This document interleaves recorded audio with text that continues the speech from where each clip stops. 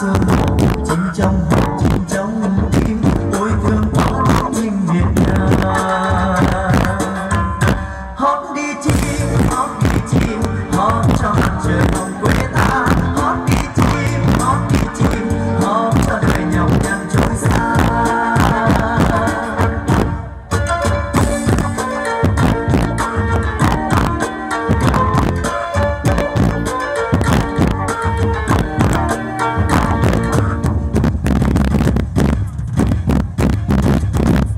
Hoa cúc vàng trên sân anh xinh như áo mới em ngày nào. Hoa nắng hồng trên quê anh xinh như mơ em ngày say. Nắng lên đi nắng lên đi nắng lên hồng nụ cười quê em. Nắng lên đi nắng lên đi nắng lên hồng dầu hoa xanh quê.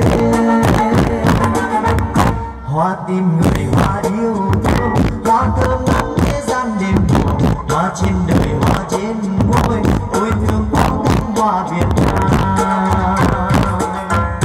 Nắng lên đi nắng lên hồng nụ cười quê em.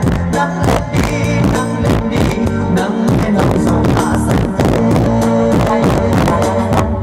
Trăng sáng nổi trên môi hoa trăng lên tiếng hát vui đêm già. Trăng sáng nổi trên nắng xa trăng xua bóng tối trong hồn ta.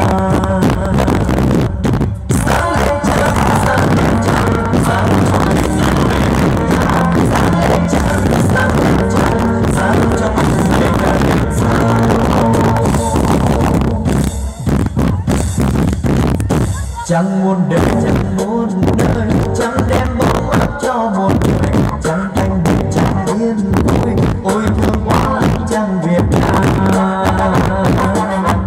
Sáng lên trăng sáng cho người tìm về bên nhau. Sáng lên trăng sáng cho từng người nhớ đến sau.